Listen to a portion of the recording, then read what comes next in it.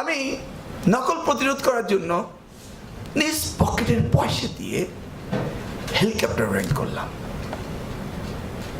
Government কিন্তু এক পয়সা দিতে পারে না। বাংলাদেশের নকল প্রতিরোধ আন্দোলনের একটি পয়সাও বাংলাদেশ সরকারের নেই। বহু জায়গায় বলেছি, মন্ত্রী থাকে, দিস ইজ মাই ওন। বলে এত টাকা? বুদ্ধি থাকলে টাকা লাগে না। আমার নেতা শহীদ রাষ্ট্রপতি জিয়া রহমান বলেছিলেন, money doesn't matter, will is the matter. এখানে অনেক ছাত্র আছে যারা চিন্তা, আমি জানি অনেকে আছে, ব্যক্তিগত আমি জানি, তাতে কোনো টাকা নেই, কিন্তু তারা পড়ে যাচ্ছে, পাস করে যাচ্ছে। তারা জানে দিস ইজ 2018, 2019 তার জীবনে আসবে, 2020 তার জীবনে আসবে, অতএব he she is or he is in the program, 2020 সে বেরিয়ে আসবে। তো আমি কেন হেলিকপ্টার নিলাম? হেলিকপ্টার নিয়েছি টু মুভ ফাস্ট। আরেকটা জিনিস, where I go nobody knows, সবাই আতঙ্কে। আমি একটা বই লিখেছিলাম আমার এই নকলের উপরে। বইটার ভিতরে একজন ওই এলাকার দৌলতপুরের এলাকার ইউনো লিখেছিলেন, কুষ্টিয়া দৌলতপুর, সেখানে নকল হতো এবং কাউকে ভয় পেত না, কুষ্টিয়া দৌলতপুর। তো দৌলতপুর যাওয়ার আগে আমাকে সাবধান করা হলো যে দৌলতপুর যেতে হলে আমাকে প্রিকশন নিয়ে যেতে হবে। তা আমি আবার আমার পার্সোনাল আর্মস হেলিকপ্টার নিয়েই আমি যেতাম। Whatever let's go, see it, face it. কিন্তু আনফর্চুনেটলি আমি যতবারই দৌলতপুরের দিকে যাওয়া শুরু করি ততবারই ওয়েদার খারাপ হয়ে যায়, কোথাও না কোথাও আমি নেমে পড়ি। যেখানেই নামি সেখানেই আমার আধার। অসুবিধা নেই, দৌলতপুরে যে টার্গেট করতে হবে তা তো না। যাওয়ার পথে হঠাৎ হেলিকপ্টার ঘূর্ণিঝড়ে পড়লো, ওখানে নেমে পড়লাম, ওখানে আমি নকল পেয়ে গেলাম। স্কুল কলেজ তো আছে, অসুবিধা নেই, দৌলতপুর যেতে হবে না, পেয়ে যাই আমি। তো এই যে আমি চাচ্ছি, তো ইউনো তার বইয়ে লিখেছে, এখন সে সচিব হয়ে গেছে, সে লিখেছে যে আমি ওসিকে ডেকে বললাম, এই ওসি সাহেব শুনেন। বলে কি? একটি গোপন কথা কাউকে বলা যাবে না। বলে কি? প্রমিস করেন বলবেন না তো? হ্যাঁ বলবো না। আপনার এসআইকে বলবেন না। কি? শুনেছি প্রতিমন্ত্রী আজকে এদিকে আসবে, ইংলিশ পরীক্ষা, নকল হবে, আটকানোর কোনো উপায় নেই। তো ওসি সাহেব ঠিক আছে, ওসি আবার কানে কানে, এই এসআই মন্ত্রী আসবে, একটু হেলিপ্যাডের দিকে যেও। এসআই কাউকে, কোথায় যাচ্ছেন কাউকে বলা যাবে না। হেলিপ্যাডে গিয়ে বসে আছে, মন্ত্রীর কোনো খবর নাই, কোনো শব্দ নেই, নকল নেই, পরীক্ষা সুন্দর হয়ে গেল। তো উনি এই গল্পটাই লিখেছেন আমার বইয়ে, যে এটি হল তার গল্প। এই যে আমি ধোঁকা দিলাম, অর্থাৎ এক চিঠিতে বলে দিলাম সমগ্র বাংলাদেশের প্রত্যেকটি উপজেলার প্রত্যেকটি হেলিপ্যাড রেডি থাকতে হবে, একটি গাড়ি থাকতে হবে, একটা ফ্ল্যাগ থাকতে হবে, একটা ফায়ার ডিপার্টমেন্টের লোক থাকতে হবে। কারণ হেলিকপ্টার ল্যান্ড করার সময় সরকারি নিয়ম অনুযায়ী ফায়ার ডিপার্টমেন্টের লোক থাকতে হবে, with whose and all those thing. তো এই ফ্ল্যাগ উঠতেছে, হেলিপ্যাডের মধ্যে গাড়ি দাঁড়িয়ে আছে, পুলিশ দাঁড়িয়ে আছে। কোথায়? সারা বাংলাদেশে। এখানে আমার সচিব মহোদয় এখানে পিএইচডি করছেন, আমার সচিব, he is the brilliant secretary, এই আমার এখানে পিএইচডি করছেন এডুকেশন ডিপার্টমেন্ট, শহীদুল আলম। তো উনি একদিন আমাকে বললেন, স্যার আপনি যে এই সার্কুলার দিয়ে পাঠালেন, সারা বাংলাদেশে হেলিপ্যাডগুলো তৈরি করতে কত কোটি টাকা খরচ হয়ে যাবে? আমি এটা তো আমার সাবজেক্ট ম্যাটার না, কারণ দুর্যোগ ব্যবস্থাপনা মন্ত্রণালয় থেকে নিয়ম রয়েছে প্রত্যেকটি হেলিপ্যাড থাকতে হবে, তাই নাকি? হাউ, আমরা আবার ব্যাক টু দ্য প্যাভিলিয়ন, আমাদের কোশ্চেনে, যে how do we do it? You see, the vehicle is helicopter to stop copying in the examination, তাই না? বাই দ্য ওয়ে, কেউ কি বলতে পারবেন নকল যে বাংলা শব্দ তার ইংরেজি কোনো ওয়ার্ড কি? আসলে বলতে পারবে? মাহমুদ সাহেব হলে ভালো হতো। হ্যাঁ, আনফেয়ারনেস, অসততা, নকল তো না। আমি এক্স্যাক্টলি, কারণ একটা ডিকশনারি, অক্সফোর্ড ডিকশনারি আছে, সেখানে এই নকলের একটা প্রতিশব্দ আমরা খুঁজে পাবো না। কি কেউ কি গুগলে চলে গেছে নাকি? আমি আমার মেয়েকে যদি কোনো প্রশ্ন করি, Kabbu, do you carry any smartphone? আমি yes. What you ask me? I can ask any question. Sir কিছু বললেই বলে, ডু ইউ ক্যারি স্মার্টফোন? আমি say yes. Talk to this smartphone. তো obviously you carry some. You can go ahead, ride your way and find out. আসলে ব্রিটিশরা যে নকল করতেন বুঝতেন সেটা হচ্ছে দলিল নকল করা, কপি। কিন্তু এই যে নকল, এরকম একটা সিস্টেম, তার ডেট অফ বার্থ 1972। নকল ডেট অফ বার্থ কিন্তু 1972। আমার সময় আমি কিন্তু 300 নম্বর পরীক্ষা দিয়েছিলাম। You understand? SSC 300, HSC 300। বুঝতে পারছো? এই জন্যই পিএইচডি সময় বেশি লেগে যাচ্ছে। বিশ্বাস করা যায় স্যার, আপনি মেডিকেলে 4th ইয়ারের ছাত্র, আপনাকে 5th ইয়ারে উঠিয়ে দেওয়া হবে, আপনি লেখাপড়া করেননি, অটো প্রমোশন। 3rd ইয়ার পড়লো না, 4th ইয়ার তাকে বললো যে ইউ পাস।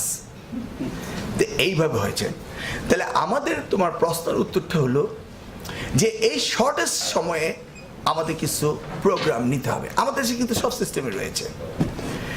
এখন আমি যে প্রোগ্রামটা শুরু করেছিলাম, সেই প্রোগ্রামটা শুরু করেছিলাম যে যারা ম্যাট্রিক পরীক্ষা, ইন্টারমিডিয়েট পরীক্ষা, তাদেরকে টাইট করা শুরু করলাম। First batch, second batch, third batch tight করার পরে দেখা গেলো 4th ব্যাচ আর নকল করে না। দেখ দ্য মেসেজ। আমি যাকে লাস্ট ইয়ারে দেখলাম, সে তখন ছিল ক্লাস 6-এ। সে 6-এ শুনেছে নকল হবে না। You see, this 5 years, he's ready. এবং সেই জন্যই আমি 4th ইয়ারে বলেছিলাম নকলের কাফন পরিয়েছে, দাফন খেয়ে দিয়েছি। আর 5th ইয়ারে তো বলেছিলাম 40 করে আসলাম। তো 5 বছর it's a long way. Because আমি একদিন মন্ত্রণালয়ে মিটিং করছিলাম, সেটা কেন বলছি, তো আমার শিক্ষকরাই তখন, আজ থেকে 20 বছর আগে আমি মন্ত্রী, তো আমার শিক্ষকরাই ঢাকা ইউনিভার্সিটিতে শুরু করে সারা বাংলাদেশে আমার স্যাররাই হলো। সেই জন্য আমি খুব ভয় পেয়ে গেছিলাম যখন শিক্ষা প্রতিমন্ত্রীর দায়িত্ব দিল ম্যাডাম। আমি হাতে পায়ে ধরেছি, ম্যাডাম আমাকে বাদ দেন, আমার স্যারদের সাথে আমি কি করে কথা বলবো। তো আমরা ভিসি স্যারদেরকে নিয়ে মিটিং করছি। মিটিংয়ের মধ্যে আমি বললাম, স্যার আমরা যারা বিদেশে চলে গিয়েছি, বিদেশে প্রত্যেকটা Bangladeshi excellent citizen, am I right? প্রত্যেকেই, your friends, relatives, you yourself, oh, এটা বিদেশি তো, তাই না? You yourself, we're the best in quality. তো কিন্তু বাংলাদেশে আমি দেখতে পেলাম, স্যার সকালবেলা খারাপ, বিকালবেলা ভালো। তো সবাই বললো যে মাননীয় মন্ত্রী, বুঝতে পারলাম না। আমার স্যাররাই আমাকে মাননীয় মন্ত্রী বলছে, যেহেতু আমি চেয়ারে বসে আছি, আমাকে তো স্যার করে অ্যাড্রেস করতে পারে না। মাননীয় মন্ত্রী, বুঝতে পারলাম না। আমি স্যার বিষয়টা হলো, সকালবেলা ঢাকা ইউনিভার্সিটি একটা ক্লাসে গিয়ে টিচারের আন্ডারে কোনো স্টুডেন্ট থাকে না, স্যারের লেকচার কেউ শুনে না। বিকালবেলা নর্থ অ্যান্ড সাউথে গিয়ে যখন প্রাইভেট ইউনিভার্সিটি পড়ায়, ও this the best teacher, the number 1 teacher. How is possible? সকালে খারাপ, বিকালে ভালো, তাই না? তা আমাদের দেশের হচ্ছেটা কি, যখন কোনো একটা সিস্টেমে পড়ে, উই আর দ্য বেস্ট। আমেরিকায় যাই আমরা, প্রত্যেকেই ল অ্যাবাইড বাই সিটিজেন। এখানে এসে আমরা প্রত্যেকে আমরা আইন মেনে চলি। তো তোমার প্রশ্নের উত্তরটা হলো যে আমরা আইন মেনে চলি, আমরা করতে জানি এবং আমরা করি। তবে একসাথে এতগুলো, আমি যে পিএইচডি করছি এই প্রজেক্টের জন্য একটু বিশাল ব্যাপার। আমার ফাইনাল রিকমেন্ডেশনটা হলো, বাংলাদেশের প্রত্যেকটি স্কুলে কারিগরি শিক্ষা দিতে হবে। প্রত্যেকটি স্কুলে, যেমন সায়েন্স, আর্টস, কমার্স, 3টা সাবজেক্ট রয়েছে না আমাদের ক্লাস 9-এ। Science, arts, commerce and vocational, 4টা থাকতে হবে। তো একসাথে বাংলাদেশে এত স্কুল, এত college, how do I do that? তখন সেটার জন্য আমি বলেছিলাম যে উইল ক্রিয়েট এ ক্লাস্টার। আমরা কতগুলো ক্লাস্টার করবো, সেখানে টিচারদেরকে এই সাবজেক্টগুলোর জন্য সেখানে প্র্যাকটিক্যাল হাউস থাকবে। এইভাবে আমরা সেটাকে করব। কারণ আমি মনে করি বাংলাদেশে কারিগরি শিক্ষার বাইরে কোনো কিছু নাই মানব সম্পদ তৈরি করার জন্য এবং আর্থসামাজিক উন্নয়নের জন্য, যেহেতু আমাদের দেশ একটি জনবহুল দেশ, highly densely populated country in the world. তাহলে আমাকে এই সেগমেন্টেশনে আমাকে স্ট্রাইক করতে হবে এবং it is possible. You got your answer? Okay, next. Sir, আমরা বাংলাদেশের বর্তমান শিক্ষা অবস্থায় দেখছি যে বর্তমানে শিক্ষা ব্যবস্থায় সবচেয়ে সাংঘাতিক বিষয় হচ্ছে পরীক্ষা প্রশ্নপত্র ফাঁস।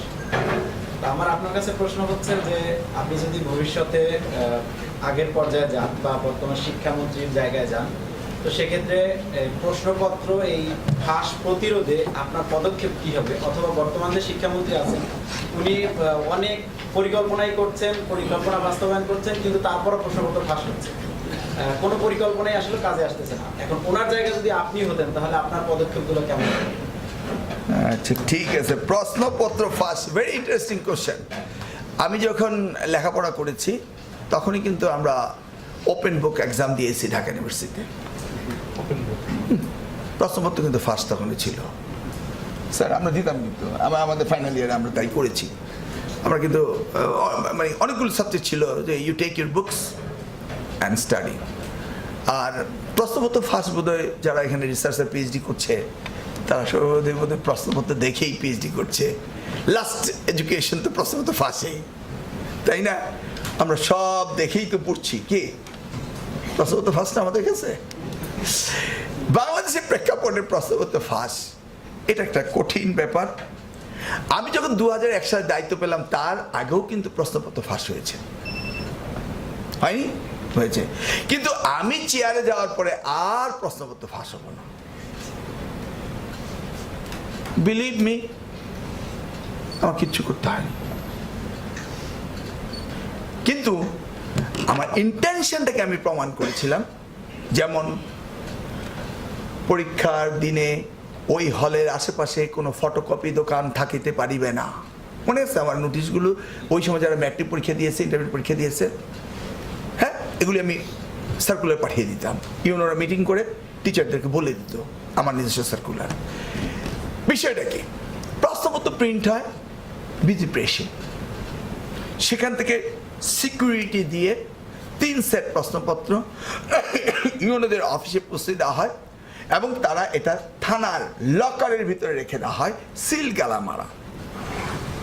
ক্লিয়ার? সেখানে 3 সেট প্রশ্ন থাকে। হঠাৎ করে একদিন খবর পেলাম প্রশ্নপত্র আউট হয়ে গেছে। মাথা খারাপ হয়ে গেল। কোন পরীক্ষা?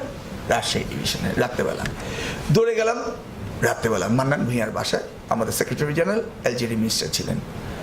যে ভাইয়া কি করব, আমি তো মাথা খারাপ হয়ে গেছে। বললো প্রশ্নপত্রে। তো উনি এটার সার্কামস্টেন্স শুনে বললেন যে মিলন, নার্ভাস হওয়ার কারণ তো নেই, প্রশ্নপত্র ফাঁস হয়ে গেছে মনে হচ্ছে না তোমার কথায়, কালকে দেখো।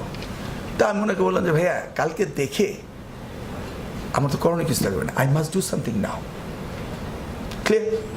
তো এখন আমি রাজশাহী ইউনিভার্সিটির ডিভিশনাল কমিশনার, প্রত্যেকটা ডিস্ট্রিক্টের ডিসি, ডিসিকে ইউনো, ইউনোকে অসি, অসিকে এসপি।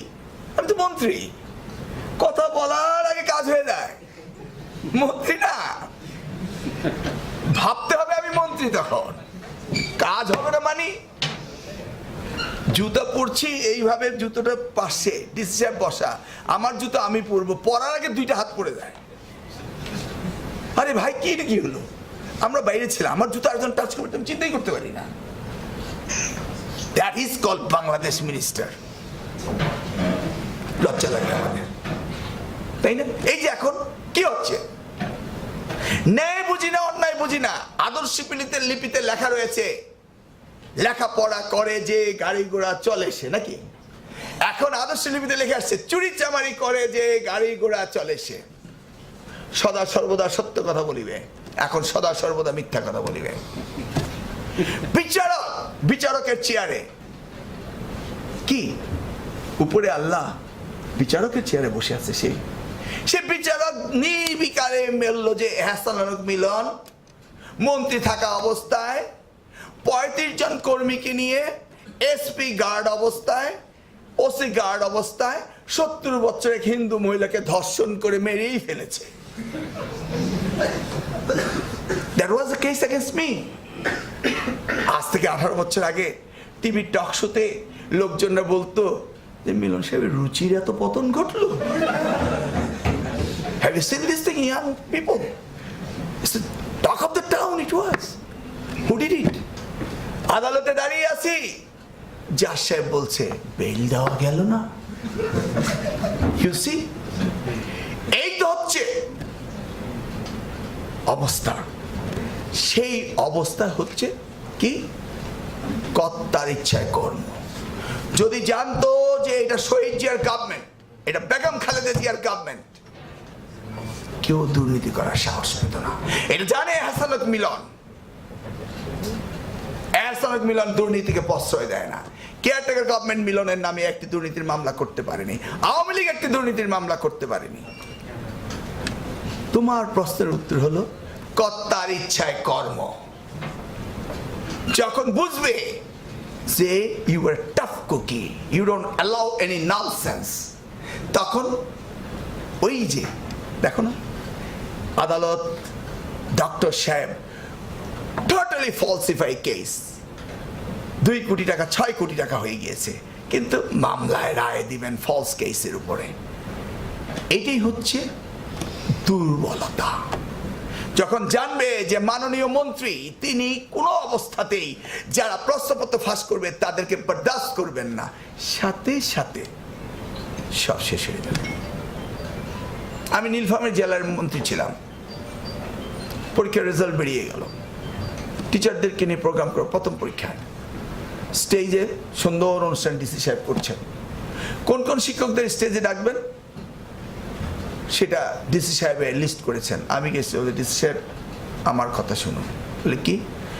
আমার কাছে লিস্ট রয়েছে কোন কোন school and college Madrasa 0 pass করেছে, তারা হবে আজকের এই স্টেজের অতিথি।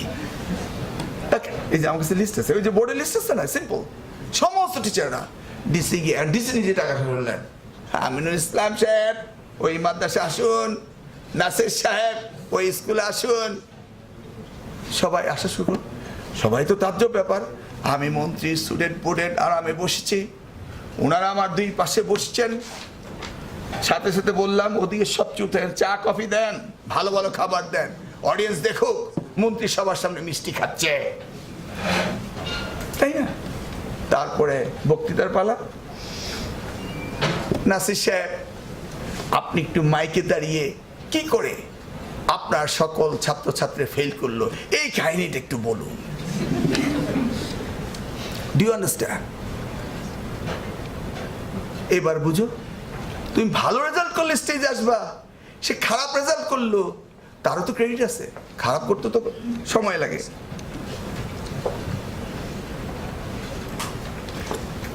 কি হলো?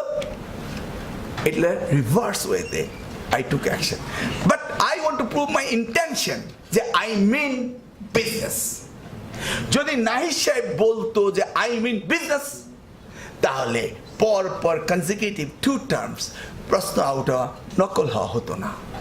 যদি শিক্ষককে বলাই হয় যে তোমরা খাতায় মার্ক বেশি দিয়ে পার্সেন্টেজ বাড়াবে, শিক্ষকের করার কি রয়েছে? কিচ্ছু নেই তো করার। It means the head, the supreme authority, he has to be serious, he has to mean the business. That বাংলাদেশের নকল প্রতিরোধ হয়েছে, প্রশ্নপত্র ফাঁস হয়নি, যেই শিক্ষকরা, সেই শিক্ষক তো আমি ভারত থেকে আমদানি করিনি, আমি তো আমেরিকা থেকে আমদানি করিনি, ওরা তো ওই শিক্ষকই ছিল। যারা 2000 সালে নকল করেছে, ওই কলোরাতে লিপি সহ 5 জন পদপিষ্ট হয়ে মারা গিয়েছিল, নকলের জন্য যায়নি? সেই শিক্ষকরাই কলোরা, সেই স্কুলেই নকল বন্ধ হয়েছে, হয়নি? ওই শিক্ষকরাই তো করেছে। Nobody important the teachers. তাহলে তোমার প্রশ্নের উত্তর হলো সৎ ইচ্ছা, সৎ ইচ্ছা। এবং এখানে যারা পিএইচডি করতে যাচ্ছে, লেখাপড়া করছে, তাদের কিন্তু এই ইন্টেনশন থাকতে হবে, আমরা পিএইচডি করতে এসেছি, পিএইচডি করব, লেখাপড়া করব, এবং ওই যে ফায়জুল্লাহ বলল সেটাকে প্রমাণ করতে, উই আর দ্য বেস্ট, এটা প্রমাণ করতে হবে। আমরা সকলেই বাংলাদেশ হিসেবে মোকাবেলা করব, নট পার্টিজান। আজকের যে ক্রাইসিস বাংলাদেশের, এই ক্রাইসিস গণতন্ত্র উত্তরণের crisis. We all believe on that. আমরা হিউম্যান রাইটস ক্রাইসিস হতে দেব না, আমরা একটি করাপ্টেড দেশ হতে দেব না। এটা আমার দেশ, এই দেশকে রক্ষা করার দায়িত্ব আমাদের সকলের। আমরা আশা করি সকলে এই কথা ভেবে চিনতে আমরা যে যেখানে আছি সেখান থেকে আমরা আমাদের কাজগুলো করে যাব এবং এইভাবে অন্যায় হবে দেশে কোনো কিছু হবে এটা আমরা মানতে পারি না। যেভাবে আগামীকালকে একটি দিন আসছে জাতির জন্য, অত্যন্ত একটি কঠিন দিন আসছে। আগামীকালকে বিএনপি চেয়ারপারসন দেশনেত্রী বেগম খালেদা জিয়াকে কারাগারে নিয়ে যাওয়া হচ্ছে, ট্রেনে হেসে সারা বাংলাদেশকে একটি কারাগার বানিয়ে ফেলা হয়েছে। এবং সেখান থেকে আমি দেশনেত্রী বেগম খালেদা বুঝি না বাংলাদেশের ভাগ্য যেন এই ধরনের দুর্যোগ আর কখনো না হয়, এবং দেশ আমাদের মা, আমাদের দেশকে বাঁচিয়ে রাখতে হবে। ধন্যবাদ সবাইকে। আমার মনে হয় এরপরে আমার আর কোনো সুযোগ আসছে না আমার এই ছোট ভাই বড় ভাইদের সাথে মেলার। আমার কাজ শেষ, এখানে আমার থিসিস জমা হয়ে গিয়েছে, আমি যাচ্ছি, আবার কোনো এক সময় আসবো। আশা করছি দেশে যাব এবং গণতন্ত্রের যুদ্ধে নিজেকে সম্পৃক্ত করব। ধন্যবাদ তোমাদের সবাইকে। আর বিশেষ করে শ্রদ্ধেয় শিক্ষক রফিক স্যার এসছেন, ওনাকে অশেষ ধন্যবাদ আজকের অনুষ্ঠানকে আলোকিত করার জন্য।